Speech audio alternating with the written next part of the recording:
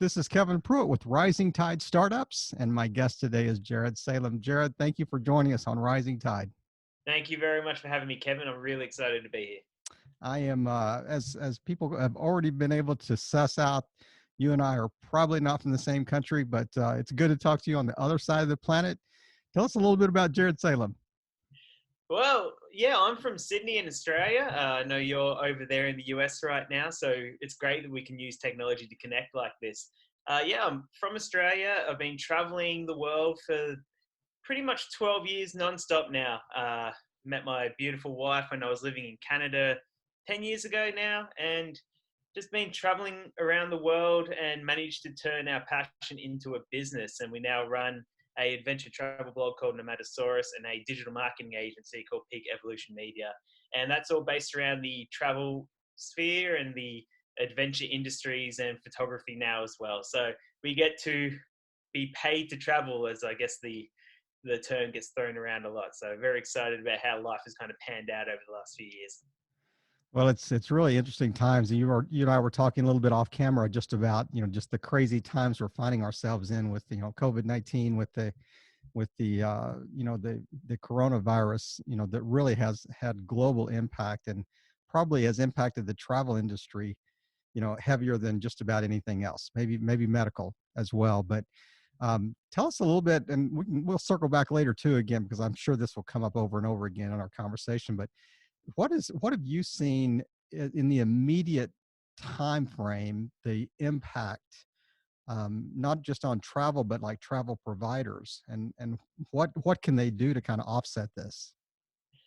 It's a really crazy situation right now. Yeah, not just in the travel industry, but hospitality and yeah, medical. Obviously, it's a very turbulent time, and I think uh, it's quite a interesting point to start off the interview because obviously everything is kind of getting thrown on its head. And now what we're kind of experiencing in the travel industry is from January there was a little bit of a downturn in things like traffic and affiliate bookings and things like that. And it wasn't anything that really concerned us too much.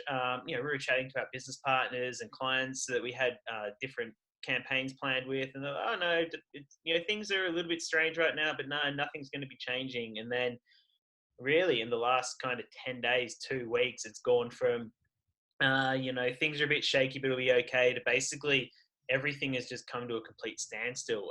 A lot of our partners, unfortunately, they're cutting jobs left, right, and center. Jobs are getting cancelled. Clients are stressing out, as you can imagine. Affiliates that we have are now cancelling their affiliate programs because they can't afford to pay us, as any commissions. So it's been really kind of odd watching it all unfold. In terms of our own business, we've seen traffic go from 13 to 15,000 people a day down to 3,000 in a matter of a Wow. week. It's just been, people are obviously, and again, we're in a lucky world to be able to work in travel, but this is affecting everybody. And yeah, companies are really in a bad place right now. Small businesses are Sure. suffering. So Sure. yeah, it's strange. It's kind of, yeah. I don't really know where things are going right now, but we're working on a lot of ideas to try and Yeah. get through it. Yeah. Well, I do want to circle back with that, because I mean, I can even see it in your eyes as you're talking. The gears are always turning there. They're Oh saying, yeah. okay, so, okay, we're faced with this situation now. What can we do in response to that? But I'm really curious. I want to circle back just a little bit. So what a unique name, Nomadasaurus. Where did that, I mean, you must have, like, I love dinosaurs when I was a little kid, and then, I'm a nomad, I'm a traveler. So how do we put these two things together? Yeah, well, it's not even that we love dinosaurs. So we've always been travelers. Alesha's my wife. We've always been travelers. And about 6.5 years ago, decided, okay, we're going to start a blog and document our travels, because we had a few friends tell us that'd be a good idea, something to do, and we thought it'd be a fun little project, a hobby, to have while we're on the road. And so we jumped on namecheap.com and we're trying to find a name for a travel blog, and we're like, oh, what about nomadic couple? No, that's taken. Oh, what about wandering travelers? Oh no, that's taken. Every typical travel blog name is already taken. And we were just like, whoa, can't believe there are this many names for travel blogs. And we didn't really follow any at the time either. So we didn't really have anything to go off. And yeah, we were just driving along, and I think it was me. I just kind of said, "Oh, what about like NOMADasaurus, like a traveling dinosaur?" And we punched it into Namecheap, and yeah, it was There it available. was. Bought it and didn't really think twice about it, and now it's our business. I mean, but what a great name to brand. I mean, there's so many possibilities with logo and design and just the whole idea of, what's our tagline, that leads off of that. Just think, you could have just been travelingcouple.com, and you would have been really disappointed that that was your creative company name from the very Yeah, beginnings. yeah. Well, Nomadisaurus has been quite interesting. We take the Asaurus and we throw it on the end of different words, and use those for different campaigns. We've got a few businesses and other domains that we've registered using that. So it's always been kind of yeah. We've wondered, oh, maybe we should have got something a bit more professional, because when we're talking to like huge, multinational corporations about projects, and they're like, yeah, do we really want to work with some traveling dinosaurs? Like, is that really like a professional thing? But we love it. We've embraced it, and a lot of our readers and followers love the name too. And Absolutely. I mean, it injects fun. There's some creativity and just some, fun behind the name. I mean, it's not just this kind of dry corporate, sounding name. But so talk a little bit about, kind of the background. I mean, you mentioned the difficulties really since the first year, but so you started this as a hobby, but you've had to, I mean, it sounds like you've kind of piecemealed some things together as you started. You'll say, okay, we're going to do affiliate links, we're going to do sponsorship, we're going to do this, we're going to do, we're going to give advice, we may do some travel coaching. I mean, what are the different revenue streams that you kind of built around the whole idea?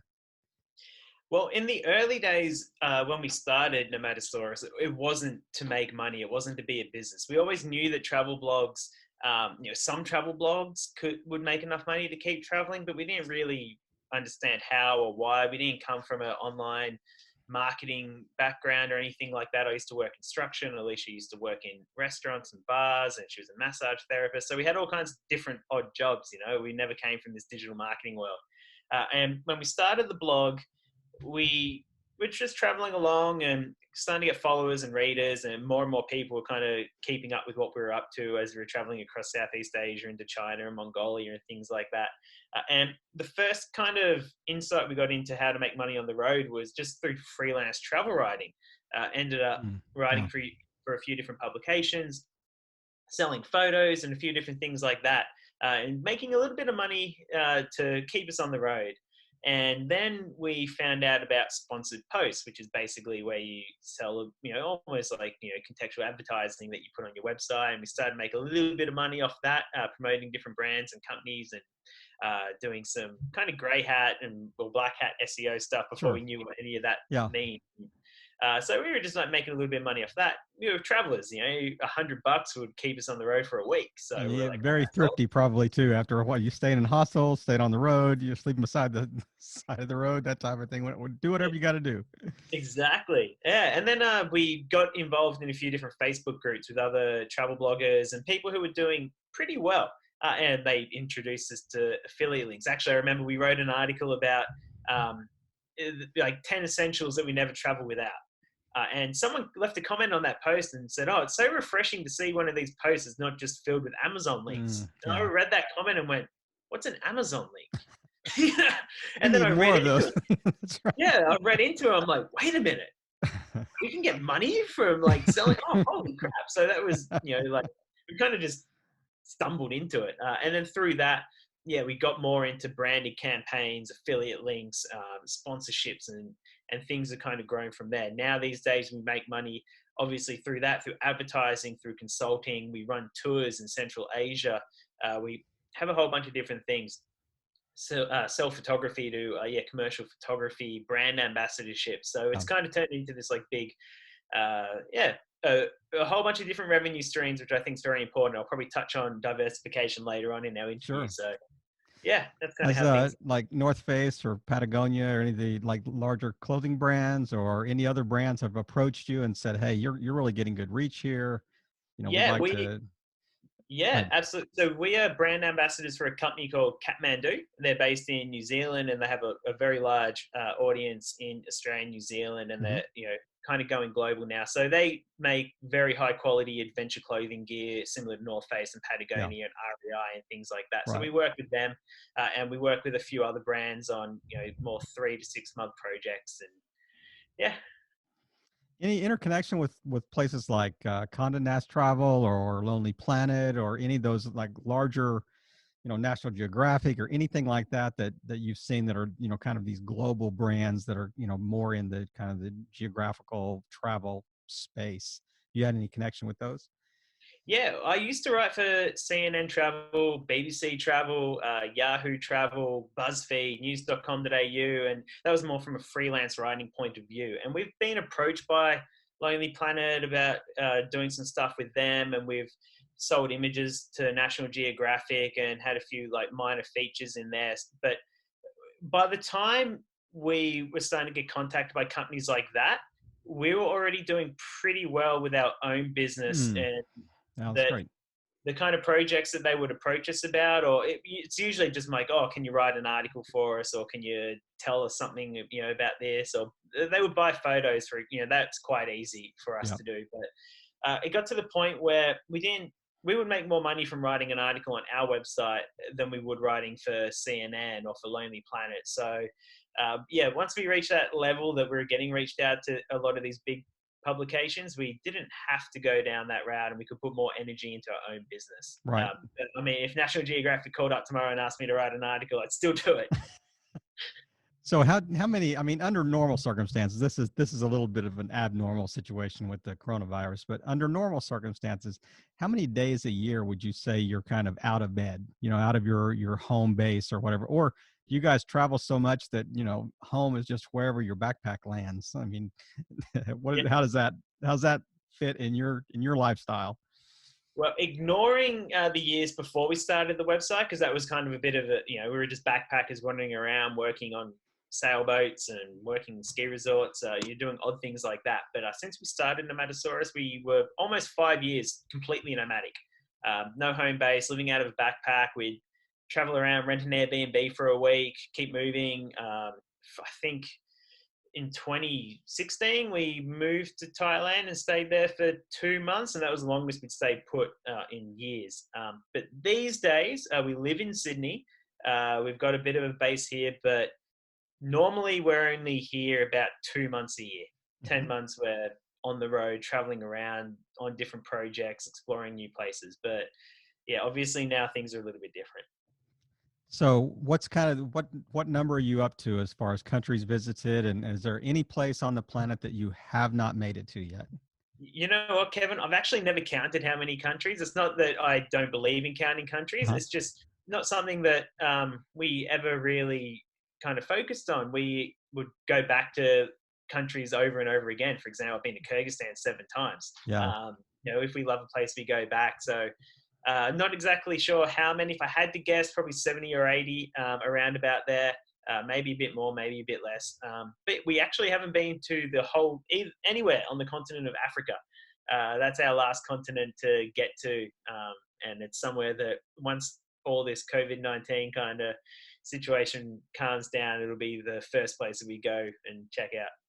It is an amazing continent. I mean, it is so diverse from the the northern part of the continent all the way to the southern tip. I mean, there's just so many different cultures and languages, and the topography is so unique in that incredible continent. That is I so rich can't, in resources and beauty as well. So I I think can't wait. that will certainly be you'll need to spend a lot of time there to really see everything you want to see, and that is such a vast place, just so much to offer. But I'm really just curious about the idea. How do you decide where to go? Well, usually from talking to people like yourself, now that you've just talked about Africa the way you have, I'm I just like, work for all the right, I've got African to go. Tourism Board. That's right. Yeah. Yeah. So, I mean, once we finish this interview, I'm probably going to be hitting you up with a bunch of questions. The way that we figure out where we want to go is from talking to other travelers for the most part. Uh, we had traveled through Central Asia and we absolutely loved it. And we were starting to meet other travelers who were like, oh, if you guys like love mountains, but you got to go to Patagonia.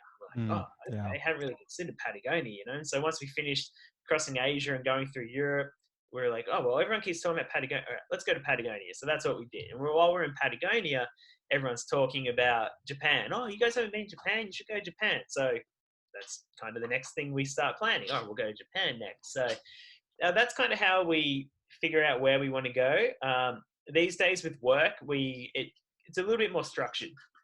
A company will reach out to us and be like, oh, we have a project in this country and we need you guys to come over and do that. And then while we're there, it's like, oh, okay, well, we're going to Czech Republic for a job. While we're there, we may as well see what else we can do in the country and close by. And then we start kind of researching things like that. And now being photographers as well, we start to look more for different photography kind of destinations. So Africa for wildlife photography, Sure. Antarctica, South Georgia we've been to, and Galapagos and things like that. So that is, I mean, it's just such an Alesha's in the incredible. background. Hello. Yeah. She could jump on anytime. Hey, Nice good to see you. And you as well. I just got home and I didn't want to interrupt. Not at all. Jump in anytime. We got questions for everybody. So we're loving the chat here. So it's just I'm grilling him on all of his geography and where you guys have been. So yeah. It's just always good to hear. Always good to hear. So you can listen later and you can refute anything that he said that you said, no, that's not true. Where'd you come up with that? I definitely will. It's lovely to meet you. And you, thank you. The joys of working from your bedroom during Absolutely. COVID. You know what? And it's even like it's exacerbated now because everybody's locked in their house. So because of the kind of the pandemic. But I just wanted to drill down a little bit more about, let's go back to kind of when you first started and you really saw that it was kind of transitioning into a real business. So has it been pretty steady upward growth from that point on, or have you seen like some kind of a roller coaster growth over the last few years or so? How would you kind of describe your trajectory from the time that you really started taking it seriously? Yeah, so to give a bit more of an accurate timeline, we started NOMADasaurus at the end of 2013, and beginning of 2014, we went to Thailand with this trip idea of going from Thailand to South Africa without flying, and that's why NOMADasaurus was born, basically to document that, not to make money. But over the first year, we started, like I mentioned, doing a little bit of freelancing. And in the second year, we started doing a sponsored post and then started to make very minimal amount of affiliate commissions. And then things slowly grew. And at the beginning of 2017, we ended up in Thailand and we were making enough money at that point to live in Southeast Asia, basically. Yeah. We can't do any crazy big trips. We can't go exploring Western Europe on our current income, but we're making enough to kick back. And I think it was like $50 a day or something. Like it was enough to live comfortably in Southeast Asia or Central America. But while we're in Thailand, we're like, let's give it a go. Let's give this a proper crack and see what we can do. So we focus more on SEO and creating, more rich content and things, sales funnels through our email marketing and creating content that would convert ideally. And from there, things grew pretty quickly. And 2017 was a good year. 2018, things really picked up. And last year, if you look at a graph like last year's income, things just skyrocketed. And it all kind of came off that hard work that we did at the beginning of 2017, really. So things are slow, and then it's just skyrocketed in the last 2 years. And you've actually, did I read somewhere that you've actually grown your team even within the last 12 to 18 months, added some people to it because, it is obviously outgrown just the two of you doing everything, I would assume. Yep, we have 8 people on the team now. We have a head of content, a guy that manages our content strategy. We have 2 VAs, and we have 5 writers. Now, is the content guy the guy that has the flatbed truck with the camper on it Yeah, that's Chris. the Yeah. one that was driving from like Alaska to Argentina or something like that? Yeah, that's Chris and his wife Lindsay. We met them in Honduras in 2011, I think, on a little island called Utila. We met Chris. Sorry, he wasn't with Lindsay at the time. Hit it off, became really good friends. Have stayed in touch this whole time. Actually, haven't seen him in person since 2011. And he was he started a blog. He bought his flatbed truck, trying to get from Alaska all the way to Argentina, and he was just hitting us up for some tips. And we were helping him with blogging and getting into this kind of industry. And yeah, he ended up jumping on the team with us, and he's been an incredible asset. And he's really been integral to our growth over the last 6 months. I mean, it's amazing. The whole idea, there's a famous business book called the EMyth, and it talks about, when your company grows, when your startup grows, you have to transition from working in your business to on your business. And it sounds like to me that, I mean, you guys are still, heavily involved in the day-to-day operations and stuff like that. But at some level, you have to be able to delegate well, and you have to be able to find people that really have a more specific, skill set that can do specific tasks that you need done, as part of the team as you grow. Otherwise, your personal capacity will kind of limit how big this can grow. And I mean, it sounds like to me you kind of face that, that dilemma. Okay, do we have enough? Is $50 a day in Southeast Asia enough? Then we can just continue to do our little paid sponsored blogs and take pictures for National Geographic. If it's not enough, we've got to do something different. And it's No, interesting to absolutely. see Yeah. your transition. So how would you It's describe that? I mean, going from, the person working in the business to becoming like the CEO or founder or co-founder of this company of 8 people now.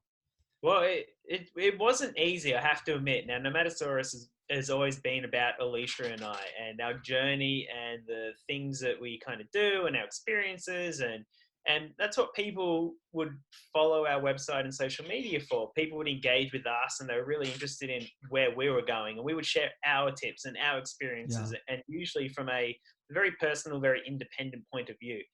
And that's what built the brand, and that's what built the trust levels that we had with our audience. And so, when we hired our first VA, that was easy enough because it got to the point where we couldn't manage everything. And, the VA would help with a few different things here and there, social media and, updating articles and stuff, things that we just didn't have time for. And from there, it started to grow more and more. And bringing our first writers onto the team was something that was it was a hard decision to make, because we were like, well, does anyone actually care about what this person's experience is in a different country? Like, people are going to our website for us. And like you mentioned, it's about working, on the business. And Right.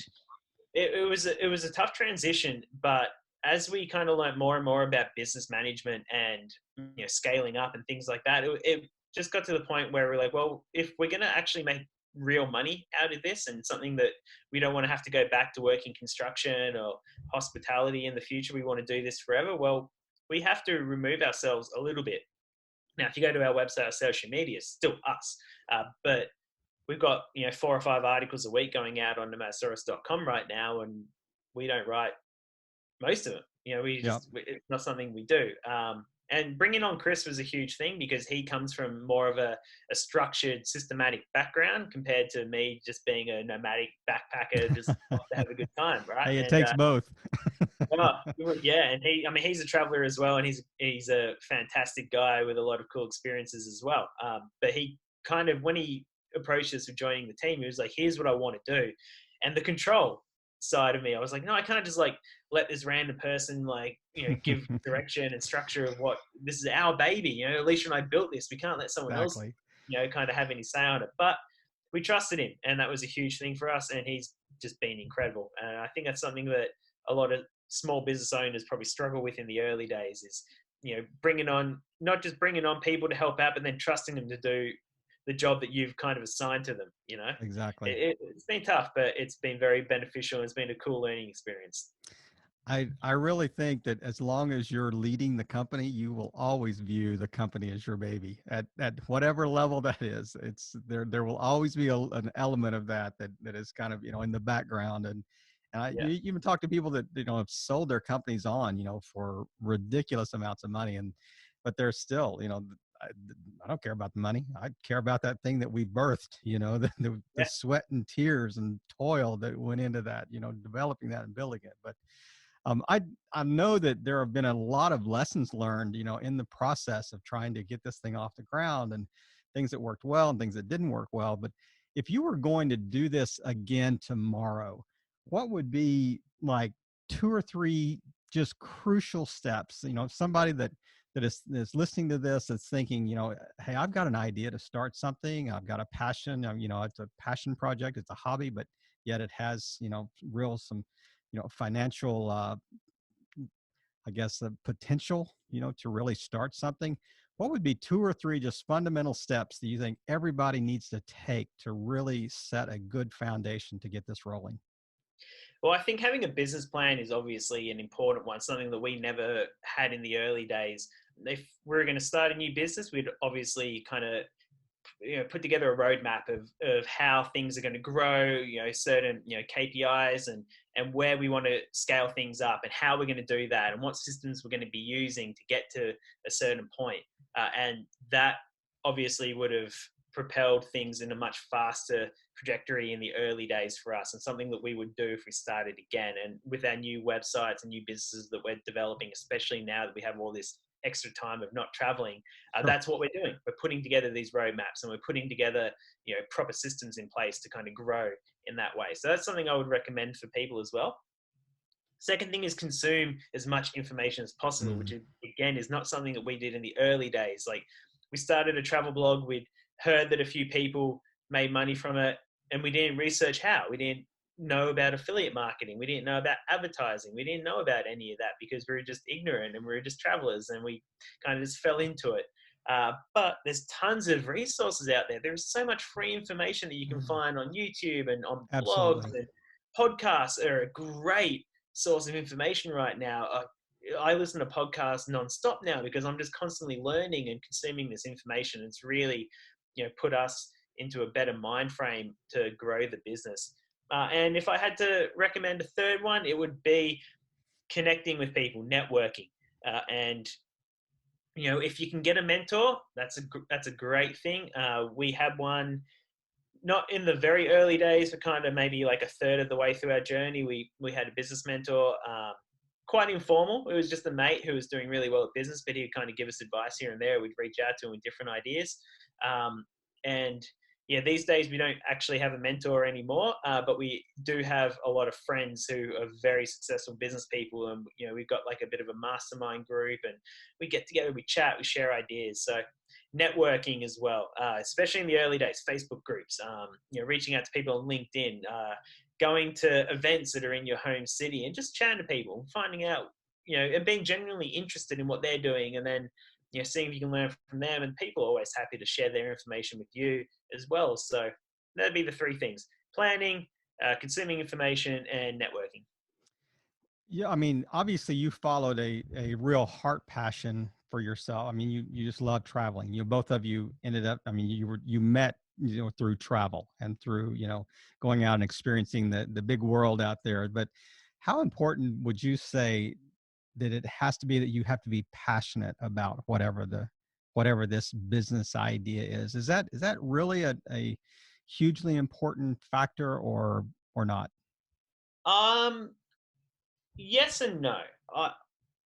We love what we do, and making a living out of it is a huge bonus, and something that we're very, very happy that we've managed to make this, our lifestyle and our dream. And travel is a passion, and I urge everyone, if they can work in their passion, to do it.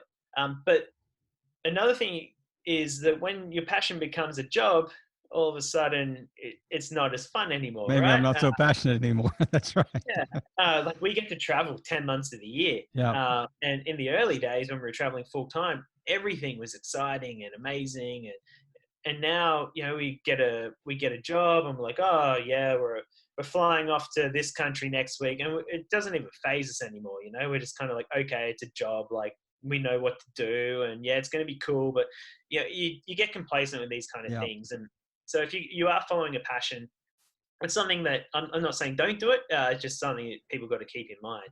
Yeah. But you can be very successful by getting into business of things that you're not passionate about. We met a guy, I remember, living in Thailand, who was a very successful Amazon affiliate website builder, making an absolute killing, way more money than we had ever imagined at that point in time. And he was saying to us, like, you guys are so lucky and blah, blah, blah. And we were like, dude, you're the one that's making like 6 figures a month. This is like whatever. And he was like, yeah, but I make websites about car stereos. I don't even like cars, but so he didn't have a passion there, but he was good at what he did, and he saw opportunities, and he managed to make a lot of money doing it. So you can go either way, and maybe you'll get really lucky and make 6 figures a month while following your passion as well, which is obviously what everyone strives to achieve one day. But yeah, I'm much happier writing about travel and experiencing travel than writing about car stereos. I can say that. Yeah, I can imagine. I mean, I love the way you framed that, it could be your passion, but if you do it so often, my passion may be Nutella or chocolate cake or, whatever. But if I ate it 3 meals a day for, 6 months, I would probably be off of it by the time, that time period rolled around. And that the idea that sometimes the business allows you to follow your passion because it gives you that time freedom. It gives you that financial resources and that type of thing. So I really like the way you kind of framed that to kind of wrap up our segment that we like to talk about it as Rising Tide Startup School. So, every guest, I want to give them the opportunity to be the professor and teach those that are listening. But I love the way that you have just kind of framed the whole conversation about, your business that you've started, and, the things that the challenges you've faced, and even the challenges you're facing currently, and the approach you're taking to kind of meet those head on. And I just really want to applaud you guys for, just your efforts. And I know that, like, I can tell, just like I said, watching you, just the gears turning, and I wish we had, hours to talk about this because you've got probably so much to share. But I do want to honor your time today. And I just want to ask you, is there something we have not touched on that you want to kind of wrap up with, and then tell people where the best place to find you? Yeah, well, first of all, thank you so much for the kind words. Really appreciate it, Kevin. We are very lucky and fortunate to be doing what we're doing. I will just touch very, very briefly on this current situation because I think it's quite timely with COVID-19, and it's affecting a lot of businesses in a lot of different industries, and a lot of people are stressing, people with families and mortgages and things like that. It's a very scary time right now, and a lot of our fellow business owners and people who work in this industry are understandably quite worried.